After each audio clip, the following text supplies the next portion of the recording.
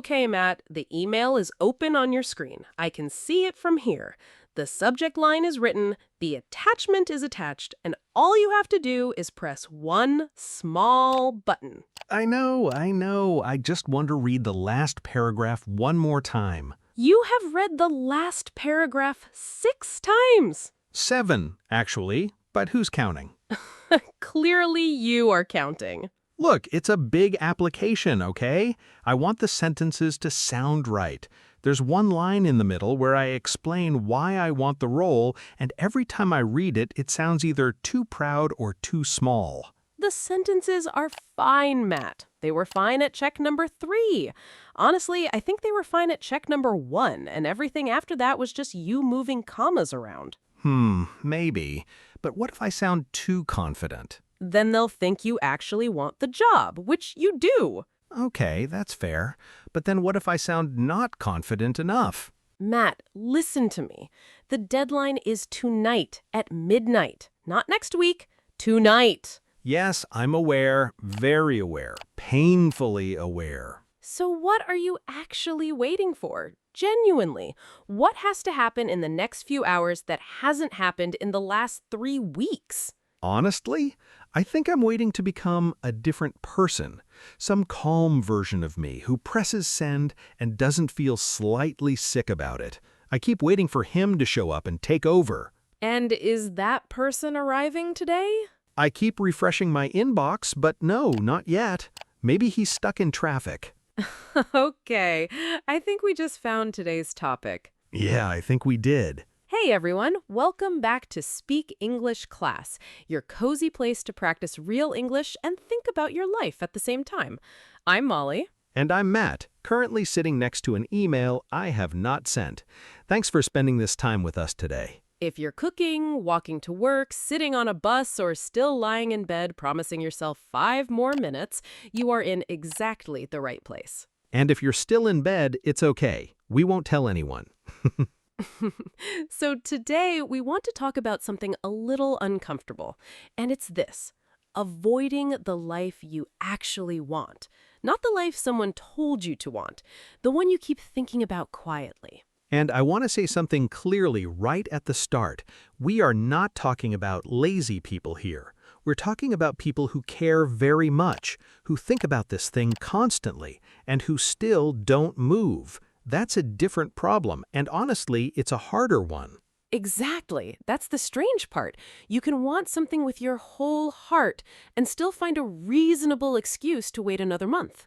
And along the way, we'll give you 6 natural English expressions you can use to talk about all of this in real conversation. And at the end, we'll do a calm little word tour where we sit down, slow everything down, and explain each expression again with simple examples. So stay with us until the end. But before we start, we want to ask you for one tiny favor. One small move for your finger and one big help for this podcast.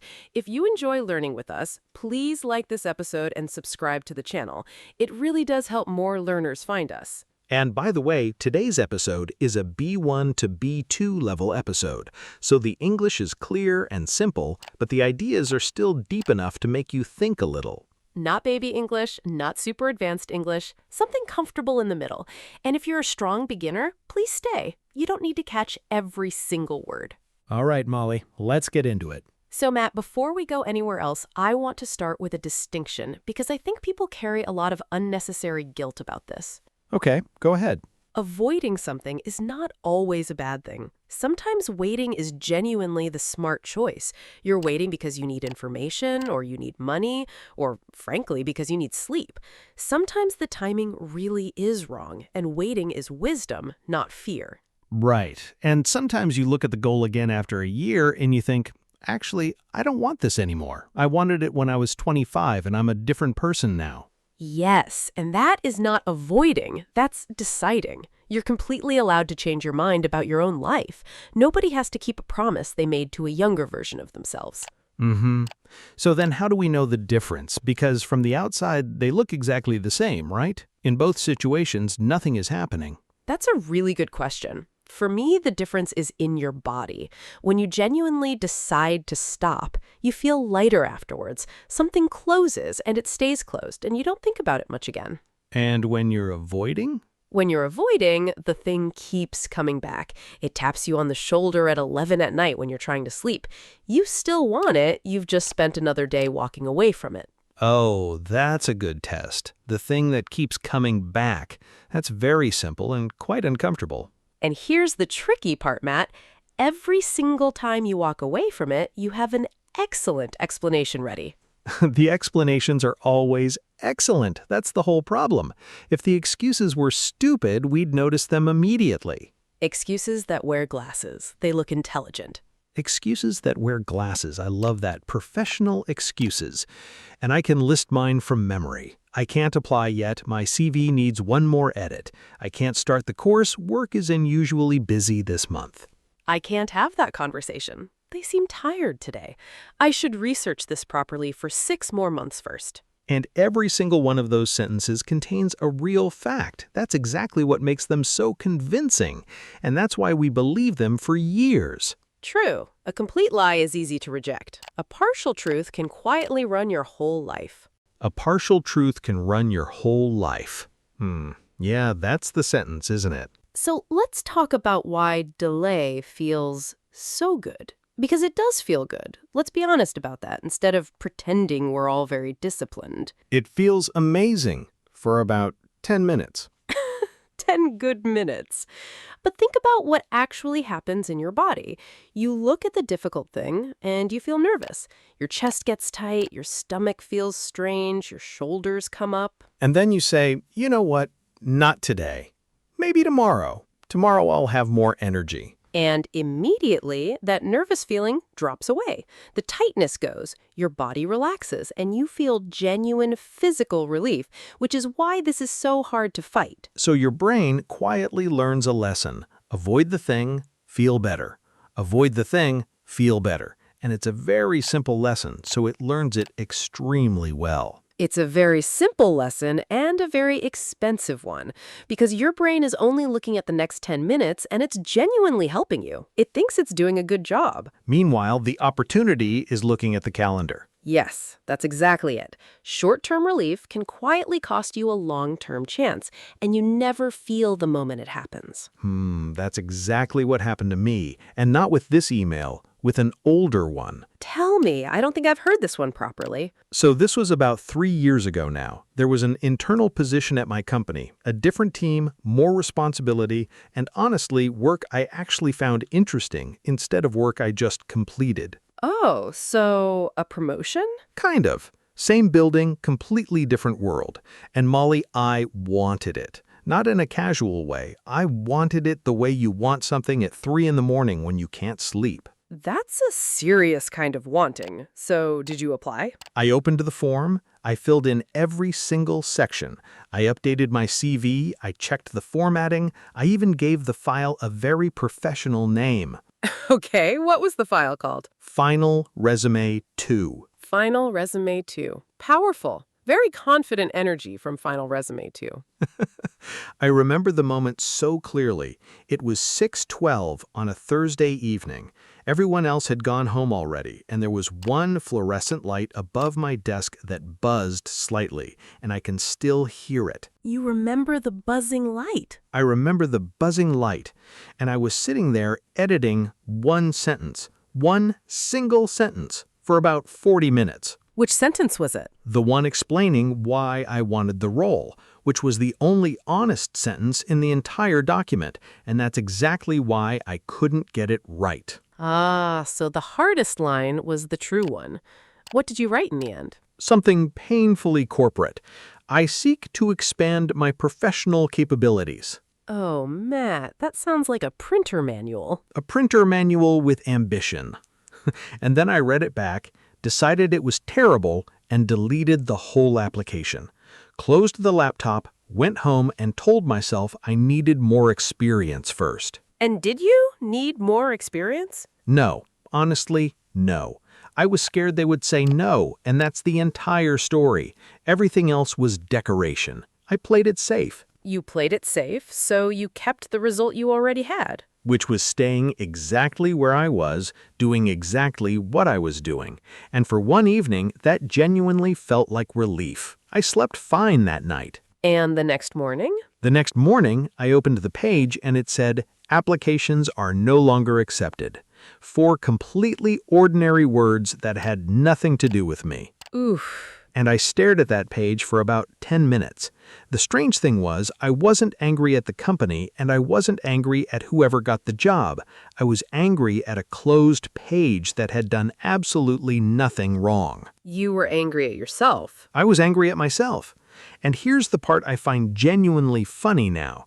That feeling only lasted about 6 days. And then? And then life continued, and I forgot all about it until 3 years later I'm sitting here on email check number 7. So clearly I learned nothing. The pattern came back. The pattern always comes back. It's very loyal. It's the most reliable thing in my life. Well, I understand that story more than I want to admit in public. Can I tell you about the pottery? The pottery, yes please. I have been waiting for this for the entire episode. So, about 2 years ago, I decided I wanted to take a Saturday morning pottery class, and I talked about it constantly. To you, to my sister, to people who did not ask. I remember. You talked about it a lot. I talked about it so much that at some point I bought an apron. The green one. The very green one. Before a single class, I bought equipment for an activity I had not started. Okay. In your defense, that's preparation. That's exactly what I called it, preparation. And then every Friday evening, I would open the registration page and look at it. Every Friday? Every single Friday for months. And then I talked myself out of it every time with slightly different reasons. What did you tell yourself? I'm curious what the actual sentences were. The class is across town. Saturday traffic is genuinely annoying. I might be terrible at it. I won't know anybody in the room. It's a bit expensive for something I might not enjoy. And most of those are true. All of them are true. That's the thing, Matt. Saturday traffic really is annoying, and I probably would have been terrible at least at first. So the excuses were honest. The excuses were completely honest, and they still quietly took 2 years for me. So when did you finally register? I didn't. Molly. I know.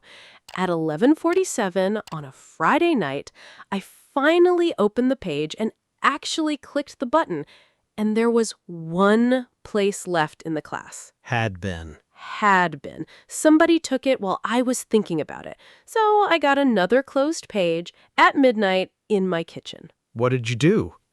I ate cereal in my green apron. Oh, that's devastating. That's genuinely devastating.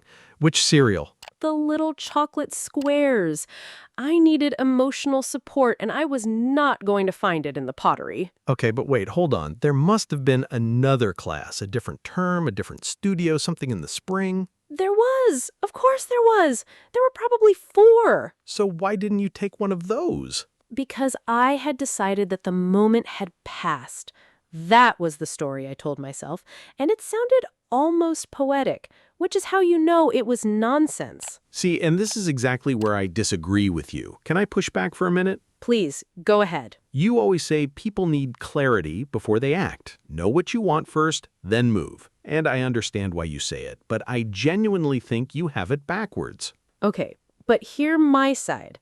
I say that because I've watched a lot of people run very energetically in completely the wrong direction and then feel terrible about it. That's fair, and that does happen. But I think action creates the clarity, not the other way around. Think about your pottery. You take one class and maybe you discover you hate it. The room is cold, the teacher is strange, the clay is annoying. Then I've wasted a Saturday. No, then you have information that you could not possibly get from your sofa. You cannot think your way to that answer. You can only go and find out. Okay, but some actions aren't reversible, Matt.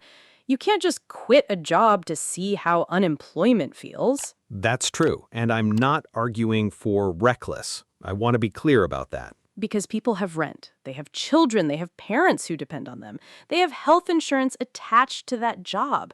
Just jump is advice for people with a safety net. You're completely right, and I don't want to be that guy. But here's my honest problem with waiting for clarity. Total clarity never actually arrives. You're waiting for a feeling of certainty, and that feeling is not coming in the post. So you wait forever, and you call it being careful, and then you're 50, and you have a folder of research. Okay, that one lands. That one actually lands. Did I win? No, but we're moving, which is different from winning. I think the honest answer is somewhere in the middle, and it's this. You don't need total clarity.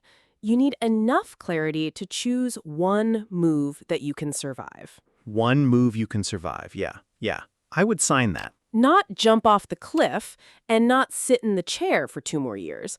Something in between that costs you a little and teaches you a lot. A move with some friction, but not one that destroys you if it goes badly. Exactly. And notice how different that sounds from force yourself. Oh, I really dislike force yourself. Why? Say more about that. Because it sounds like a fight with yourself, and you still need yourself tomorrow. You can't win that fight. There's nobody else in the room. That's a very good point.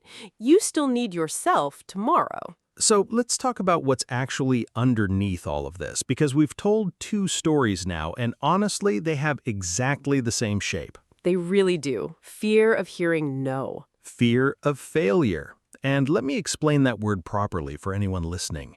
Failure is simply when something doesn't work the way you wanted it to. That's all it means. But most people think if I try and I fail, people will laugh at me, or I'll prove to myself that I'm not good enough.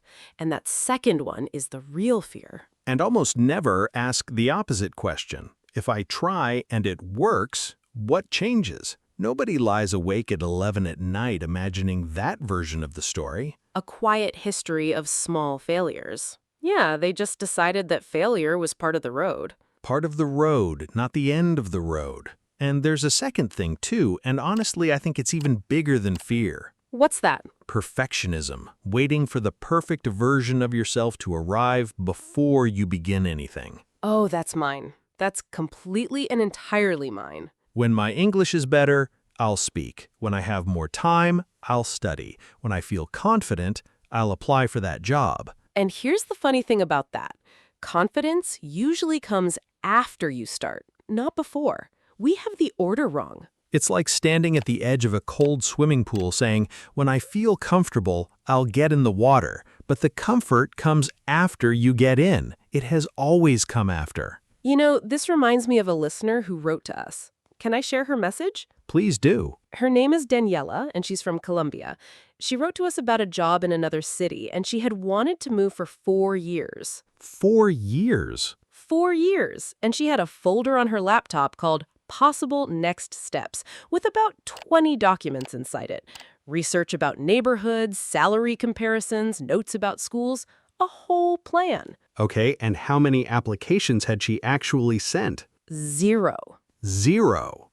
And see, that's not laziness at all. That's a lot of work. That's genuine effort. That's the part that broke my heart a little. She worked incredibly hard at preparing, precisely so that she never had to risk anything real. Of course it did. So what finally changed for her? Positively, she gave herself one rule. Send one message to one real person before Sunday. Not apply for the job, not move, just talk to one human being who lived there. And what happened? The person replied within 2 hours, was completely lovely, and told her that the salary information in her folder was 3 years out of date and quite wrong. 4 years of careful research and the numbers were wrong. 4 years of research and one short conversation fixed it. So that's your point, really. Action created the clarity. I'll take partly. Okay, should we practice some of this? I think people want to hear the actual English, not just 2 people having opinions. They really do. Fear of hearing no. Fear of failure. And let me explain that word properly for anyone listening. Failure is simply when something doesn't work the way you wanted to. That's all it means. But most people think, if I try and I fail, people will laugh at me, or I'll prove to myself that I'm not good enough. And that second one is the real fear. And they almost never ask the opposite question. If I try and it works, what changes? Nobody lies awake at 11 at night imagining that version of the story. A quiet history of small failures. Yeah, they just decided that failure was part of the road. Part of the road, not the end of the road. And there's a second thing too, and honestly, I think it's even bigger than fear. What's that? Perfectionism. Waiting for the perfect version of yourself to arrive before you begin anything. Oh, that's mine. That's completely and entirely mine. When my English is better, I'll speak. When I have more time, I'll study. When I feel confident, I'll apply for that job. And here's the funny thing about that. Confidence usually comes after you start, not before. We have the order wrong. It's like standing at the edge of a cold swimming pool saying, when I feel comfortable, I'll get in the water. But the comfort comes after you get in. It has always come after. You know, this reminds me of a listener who wrote to us. Can I share her message? Please do. Her name is Daniela, and she's from Colombia. She wrote to us about a job in another city, and she had wanted to move for 4 years. 4 years? 4 years. And she had a folder on her laptop called Possible Next Steps with about 20 documents inside it. Research about neighborhoods, salary comparisons, notes about schools, a whole plan. Okay, and how many applications had she actually sent? 0. 0. And see, that's not laziness at all. That's a lot of work. That's genuine effort. That's the part that broke my heart a little. She worked incredibly hard at preparing, precisely so that she never had to risk anything real. Of course it did.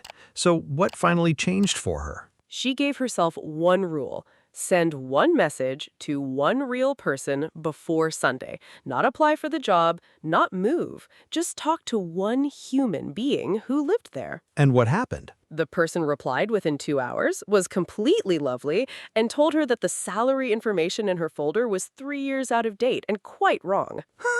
4 years of careful research and one short conversation fixed it. So that's your point, really.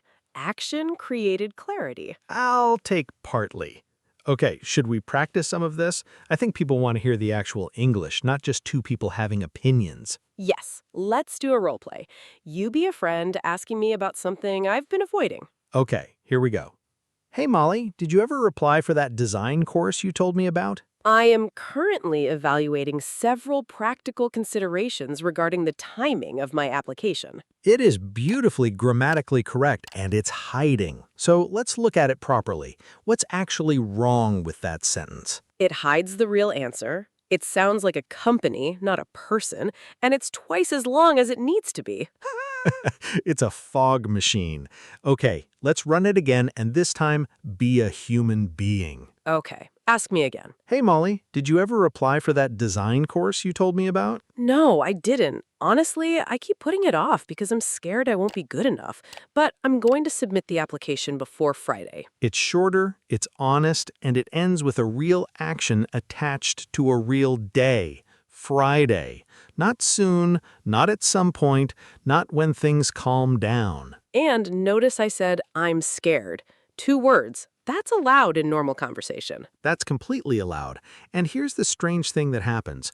When you say the fear out loud in a simple sentence, it usually gets smaller. It really does. Fear hates being named accurately. Exactly. And that's really what we mean by facing something head on. You deal with the difficult thing directly, instead of walking carefully around it for 6 months and hoping it solves itself. Okay, so let's get practical. Somebody is listening right now thinking, fine, I agree with all of this, but what do I actually do today? Good. Let's give them something small enough to be real. Tip number 1. Choose one thing. Only one. Because if you choose 5 things, you will do exactly 0 of them. And pick the one that keeps coming back at 11 at night. You already know which one it is. You knew before we said it. Tip number 2. Make the first move small enough that you cannot argue with it. What does that look like in real life? Not change my career. Send one message to one person who already does the job you want and ask them one question. Not become a writer. Write one paragraph. One.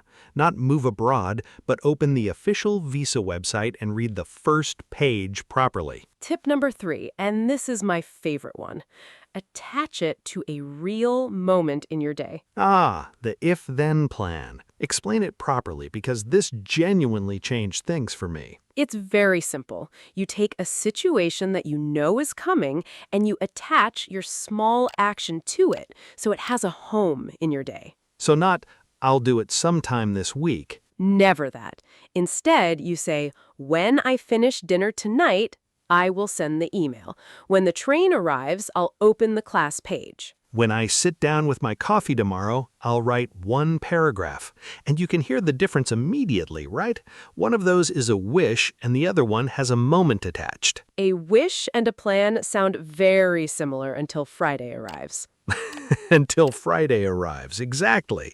And tip number 4, write down your excuse before it shows up. Ooh, that's a good one, because your excuse is not creative. It's the same one every single time, word for word. And can I add one more thing here because I think this is where people actually fail. Go ahead. Taking the plunge is the exciting part. Everybody loves that moment. You finally book the class, you send the application, you tell somebody your plan out loud. And it feels wonderful for about a day. It feels wonderful for about a day, but then you have to follow through. And following through is much quieter. Nobody claps for week 3. There's no dramatic music when you show up tired on a Tuesday. Okay, Matt, can I ask you the difficult question before we do the word tour? Go ahead. For anyone listening right now, what's the actual test? How do they know if they're avoiding something or genuinely just waiting? First question, do I still want this? A real yes or no, not a maybe. Second, what exactly am I avoiding? And don't answer fear. Fear of what specifically? Third, what am I waiting for, and is it actually coming? Be honest about that second half. And fourth, what's one move I could make this week that I could survive? Right. You don't have to become a completely new person by midnight tonight. Disappointing, but fair. Just stop protecting every possible future at once. Choose one and make some real contact with it this week. Choose one and make contact with it. Yeah, I think that's the heart of the whole episode. Should we slow down and walk through the words? Yes, let's do the word tour. Okay, so we used 6 expressions today, and all of them are genuinely useful in everyday conversation, not just in podcasts. And this part is not a test. It's just a calm little walk through the words, so you can really feel how they're used. First one, to put something off. To put something off means to delay it. You move it to later, and usually it's because the thing feels uncomfortable rather than because you're busy. For example, I keep putting off my dentist appointment. Or, he put off the difficult conversation for 3 months. And notice that you can split this one. Put it off, put the meeting off. Both of those sound completely natural. Second expression, to talk yourself out of something. This one means you convince yourself not to do something. You have good reasons, and you use them against your own plan. For example, I talked myself out of registering for that class. Or she almost applied, but she talked herself out of it at the last minute. And the opposite exists as well. You can talk yourself into something. True. I talked myself into going to the gym. Both directions work perfectly well. Third one, and this is a lovely one, to play it safe. To play it safe means you choose the option with the least risk, usually because you're afraid of losing something you already have. For example, I played it safe and stayed in the same job. Or they played it safe with the design and it ended up looking boring. And it can be neutral or slightly critical, depending on completely on your tone of voice. Right. Sometimes playing it safe is exactly the correct decision. And sometimes it's just fear wearing a nice jacket. Fear wearing a nice jacket. Okay, number 4, To face something head-on. To face something head-on means to deal with a problem directly. You don't go around it, you don't wait, you walk straight at it. For example, she faced the conflict head-on and talked to her manager about it. Or, I need to face this problem head-on instead of hoping it disappears. And one small note, we normally use it for problems, situations, and fears. Yes, so don't say, I faced my colleague head-on. That sounds like a car accident. It really does. Number 5, to take the plunge. To take the plunge means to finally do the big, slightly scary thing after thinking about it for a long time. For example, after 2 years of talking about it, they took the plunge and moved abroad. Or, I finally took the plunge and booked the class. And it usually has a happy, brave feeling attached to it. It's a really nice one to use about yourself. It is. There's a small celebration living inside that expression. And the last one, number 6, to follow through. To follow through means you finish what you said you would do. You start it, and then you actually complete it. For example, she makes wonderful plans, but she rarely follows through. Or, thank you for following through on your promise. And this is the one about completion. Taking the plunge is the beginning, following through is everything after that. That's a nice pair, actually. You take the plunge, and then you follow through. And if you didn't catch every word, that's completely okay. You can listen to this part again slowly. And if you want a small challenge, choose one of these 6 expressions and make your own sentence with it. You can say it quietly in your head or be brave and write it in the comments so we can see it and cheer for you. That's like sending your English brain to the gym. A short, friendly workout. A small gym where everybody's training together. Okay, now it's your turn, and we have a specific sentence for you today. We would love you to finish this one in the comments. I keep putting off blank because blank. And please, be honest with the second part. That's where all the interesting stuff lives. I'll go first. I keep putting off this application because it feels too personal to risk. And mine is still the pottery, because I decided the moment had passed, which isn't even slightly true. We really do read those, and when we see your comment, we genuinely feel proud of you. Like 2 friends cheering from the side of the road. With small virtual pom-poms. Always. And before you go, think of one tiny step you could take today. Not tomorrow, today. One move you can survive. And if this episode helped you, please like it, subscribe, and share it with a friend who has been waiting for the perfect moment. Thank you so much for spending this time with us. You didn't waste it, you invested it in yourself.